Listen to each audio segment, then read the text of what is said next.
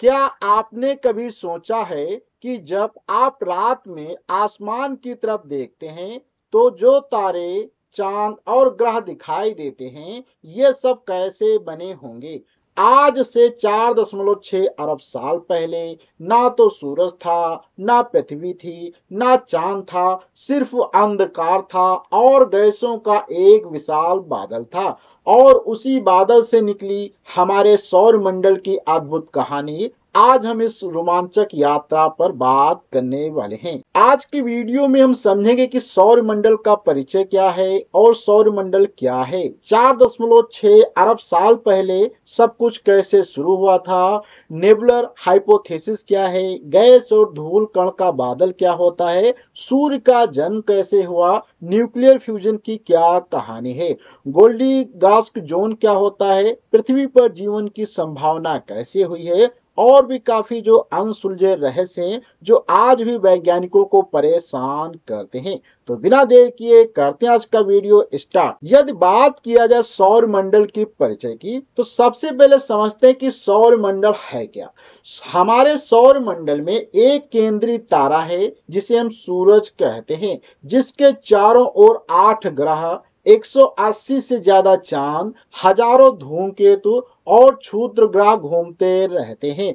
लेकिन ये सब अचानक से तो नहीं आ गए, इसकी एक वैज्ञानिक कहानी है। अब हम बात करते हैं कि 4.6 अरब साल पहले सब कुछ कैसे शुरू हुआ था।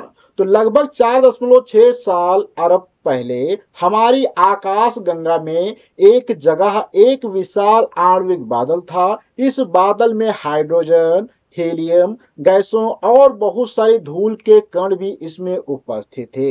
फिर कुछ हुआ, शायद किसी सुपरनोवा। सुपरनोवा का मतलब होता है जब कोई काफी बड़ा विस्फोट होता है तो उसके कारण जो बहुत सारी तरंगे वगैरह उत्पन्न होती हैं, तो सुपरनोवा विस्फोट से या किसी अन्य तारे के गुरुत्वाकर्षण से यह बादल अस्थिर हो गया और सिकुड़ना शुरू हो गया। अब ये जब बादल सिकुड़ना शुरू हो जाता है तो अब यहाँ पे हम बात करते हैं आगे के पॉइंट पे, जो कि है नेबुलर हाइपोथेसिस या नेबुलर हाइपोथेसिस क्या होती है, इस पे हम थोड़ी सी बात करते हैं। यदि बात किया जाए नेबुलर हाइपोथेसिस या निहारिका, एक अंतर की माध्यम है अर्थात इंटरस्टेलर स्पेस में स्थित ऐसे अंतर की बादल को कहते हैं जिसमें धूल, हाइड्रोजन गैसें, हीलियम गैसें और अन्य आयनीकृत या आयोनाइज्ड प्लाज्मा उपस्थित होता है। अब थोड़ा सा समझते हैं ये सिद्धांत होता क्या है। इस सिद्धांत को नेबुलर हाइपोथेसिस कहते हैं, जो सबसे पहले इमैनुअल कांट ने दिया था और बाद में लाप्लास ने इसे विकसित किया। जैसे जैसे यह बादल सिकुड़ता गया यह तेजी से घूमने लगा। बिल्कुल उसी तरह से आप समझ सकते हैं जैसे कि कोई स्केटर जब किसी रोटेटिंग डिस्क पे अगर अपने हाथ को अचानक से सिकुड़ लेता है तो उसकी स्पीड बढ़ जाती है।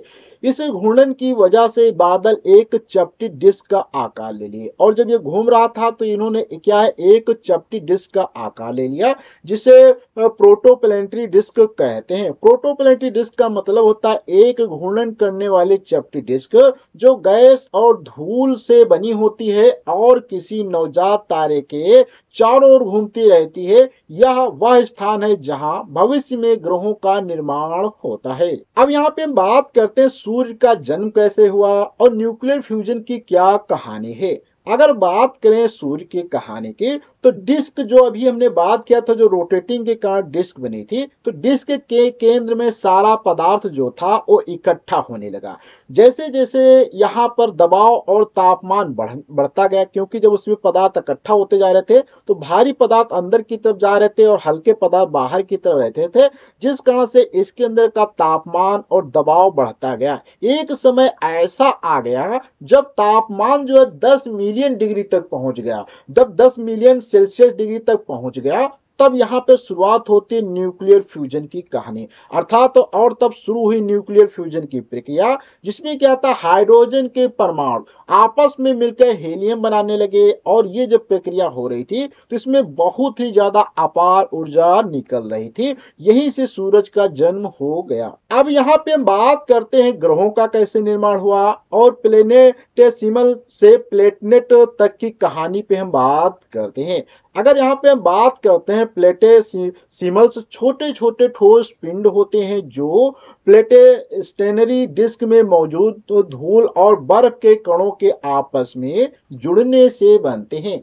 और बात किया जाए तो ये लगभग 4 से 5 किलोमीटर से लेकर कई 100 किलोमीटर तक आकार के हो सकते हैं। वैज्ञानिक मानते हैं कि प्लेनेटेसिमल्स ग्रहों के निर्माण के शुरुआती ब्लॉक्स होते हैं। ये आपस में टकराकर और मिलकर धीरे धीरे बड़े पिंडों का निर्माण करते हैं जो आगे चलकर ग्रह बन जाते हैं। अब सूरज के चारों ओर बचे हुए धूल और गैस के कण क्या करें? ये कण गुरुत्वाकर्षण की वजह से आपस में चिपकने लगे। पहले छोटे कण मिले, फिर बड़े टुकड़े बने, फिर जिन्हें प्लेटिसिमल कहते हैं। ये प्लेटिसिमल्स आपस में टकराकर और भी बड़े हो गए। सूरज के पास जहां गर्मी ज्यादा थी वहां सिर्फ चट्टानी पदार्थ बच गया। यहाँ बने बुध, शुक्र, पृथ्वी और मंगल चट्टानी ग्रह। वहीं पे सूरज से जो काफी दूरी पे थे वो काफी ठंडे हो गए और वहां बर्फ और गैसें जम सकी। यहाँ बने जैसे कि बृहस्पति हमारा है, शनि, अरुण और वरुण जैसे गैसीय ग्रह बन गए। अब यहाँ पे हम बात करते हैं कि गोल्डीलॉक्स जोन क्या होते हैं और पृथ्वी जीवन की संभावना कैसे हुई। अगर बात किया जाए गोल्डीलॉक्स जोन तो वह सही दूरी या वह उचित स्थिति होती जहां ग्रह ना तो बहुत ही गर्म होता है और जिससे पानी भाप बन जाए और ना ही बहुत ठंडा होता है जिससे पानी बर्फ की तरह जम जाए। इस स्थिति में ग्रह पर जीवन के लिए अनुकूल परिस्थितियां बनती। कहने का मतलब एक ऐसी निश्चित दूरी होती है सूर्य से कि जहां पे ना बहुत ज्यादा गर्मी होती है और ना ही बहुत ज्यादा वहां पे ठंडी होती है, तो इसे हम गोल्डीलॉक्स जोन कहते हैं। अब बात करते हैं हमारी प्यारी पृथ्वी की शुरुआत कैसे हुई। तो पृथ्वी का निर्माण एक खास जगह पर हुआ जहां पे ना बहुत जो कि पृथ्वी ना बहुत पास में थी और ना ही बहुत दूरी पे थी सूर्य से। इस क्षेत्र को गोल्डीलॉक्स जोन या हैबिटेबल जोन कहते हैं। यहाँ ना तो इतनी गर्मी है कि पानी भाप बन जाए और ना इतनी ठंडी है कि पानी जम जाए।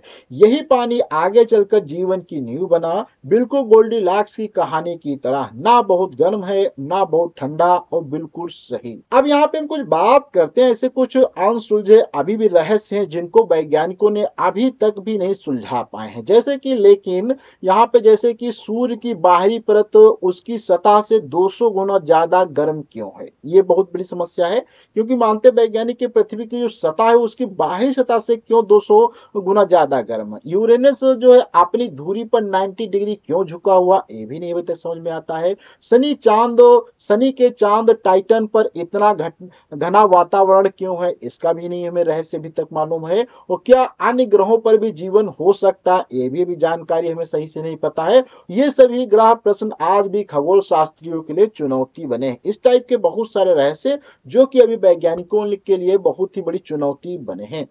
अब यहाँ पे हम थोड़ा सा बात करते हैं कि आज के वीडियो में हमने क्या क्या सीखा। तो दोस्तों यह थी हमारे सौरमंडल की अद्भुत निर्माण, जहां पे हमने शुरुआत से समझा कि किस प्रकार से सूर्य, पृथ्वी, आकाश इन सभी चीजों का निर्माण हुआ। अर्थात जहां पे हमने समझा था कि धूल और गैस के एक साधारण बादल से लेकर सूर्य, ग्रह, चांद और हमारे जैसे जीवन तक सफर कैसे प्रारंभ हुआ। तो अगली बार जब आप रात में आसमान देखें तो याद रखिए कि आप एक 4.6 अरब साल पुरानी कहानी के गवाह हैं। अगर यह वीडियो आपको पसंद आया हो तो लाइक करना ना भूलें। नए वीडियो के लिए सब्सक्राइब करें। कमेंट में बताइए और मंडल का कौन सा रहस्य आपको सबसे दिलचस्प लगा या हमें बताइए। और हाँ, अगर आप चाहते हैं कि किसी खास ग्रह के विस्तार से बात करें तो कमेंट में जरूर बताइए। मिलते हैं अगले वीडियो में, जब तक के लिए धन्यवाद।